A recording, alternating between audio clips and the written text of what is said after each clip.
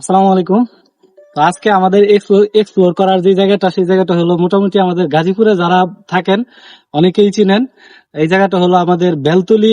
আমাদের আঞ্চলিক নামটা হলো বেলতলি, বেলতলি গজারি বন। তো এই বনটাতে আমরা মাঝে মাঝে আসি। তো আজকে আবার আসলাম শীতের প্রথম এবং গরমের শেষ, মানে বর্ষাকালের শেষের যে অংশ। প্রকৃতি প্রত্যেকটা ঋতুতে তার আলাদা আলাদা রূপ প্রকাশ করে, সেই রূপটা আজকে দেখার জন্য। শীতের পূর্বে সেই প্রকৃতির রূপটা কিরকম থাকে, তো আজকে আমরা চলে আসলাম এই রূপটা দেখার জন্য। মোটামুটি আমরা এখানে সবসময় বিভিন্ন ধরনের প্রাণী দেখতে পাই। বিশেষ করে ওয়াইল্ড লাইফ যে ইয়াটা আছে, সার্কেলটা আছে, সেই সার্কেলটা এখানে বেশিরভাগ সময় দেখা যায়। আমরা এর আগেও বেশ কয়েকবার হরিণ দেখেছি, চিত্রা হরিণ থেকে শুরু করে আরো বিভিন্ন প্রজাতির হরিণ ছিল। কিন্তু আজকে শুধু একটা বানর দেখেছি। বানরের পালও সবসময় একসাথে থাকে, ওইটাও দেখা যায়, কিন্তু আজকে ওই পালটা দেখতে পারি না। হয়তো ওই বানরটার পিছু করলে কিংবা আর একটু সময় দিলে নিশ্চয়ই ওইটা দেখতে পারতাম। তো চলেন দেখা যাক আর কি কি দেখানো যায়, আর কি কি আছে। ধন্যবাদ।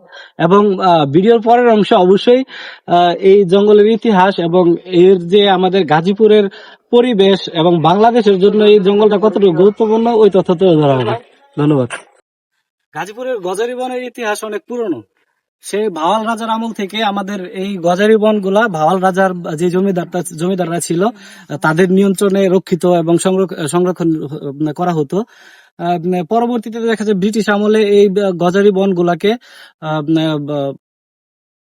এই সরকারের অধীনে নিয়ে আসা হয় এবং এর পালাক্রমে এই গজারি বনগুলাকে ভাওয়াল ন্যাশনাল যে পার্ক আছে, সেই পার্কের আন্ডারে নিয়ে আসা হয়। এই গজারি বনগুলা গাজীপুর তথা পুরা বাংলাদেশের জন্য অত্যন্ত গুরুত্বপূর্ণ একটা বিষয়। এই গজারি বন যদি না থাকতো তাহলে গাজীপুরের পরিবেশ এত সুন্দর প্রাকৃতিক কখনোই হতো না। পাশাপাশি এই গজারি বনগুলা অবশ্যই পুরো বাংলাদেশের জন্য অত্যন্ত গুরুত্বপূর্ণ একটা বিষয়। আমাদের গাজীপুরে মোটামুটি অনেক জায়গায় এই গজারি বনগুলা দেখা যায়। আগে এই গজারি বনগুলাতে গজারি গাছ, শাল গাছ সরকার আরো বিভিন্ন ধরনের গাছ পাওয়া যেত। বর্তমানে শুধু বেশিরভাগ জঙ্গলে এই গজারি গাছগুলাই অবশিষ্ট আছে, যার জন্য এর নামগুলা বর্তমানে গজারি বন হিসেবেই পরিচিতি লাভ করেছে। পাশাপাশি এই সব অঞ্চলে বন বিভাগ কর্তৃক বিভিন্ন ধরনের কার্যক্রম করা হয়। এই বনগুলাতে দেখা যায় উন্মুক্ত পরিবেশে আমরা প্রাকৃতিক যেসব পরিবেশে সুন্দর সুন্দর প্রাণী দেখতে পারি। প্রাণীগুলা এইসব পরিবেশে অবাধভাবে বিচরণ করে। এই বিষয়গুলো আসলে যারা ভেতরে আসে, বনের একদম গহীনে আসে, তারা অবলোকন করতে পারে।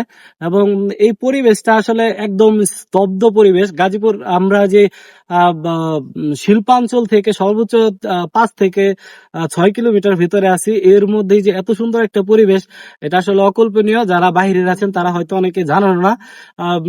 যদি সময় হয় তাহলে অবশ্যই এই পরিবেশে আসবেন।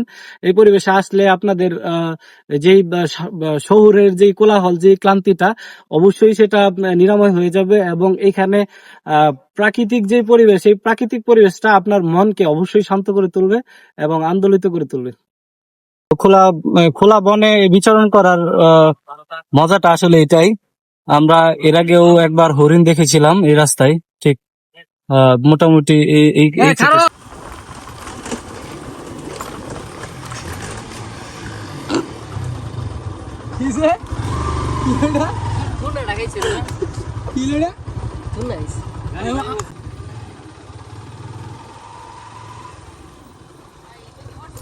হ্যাঁ।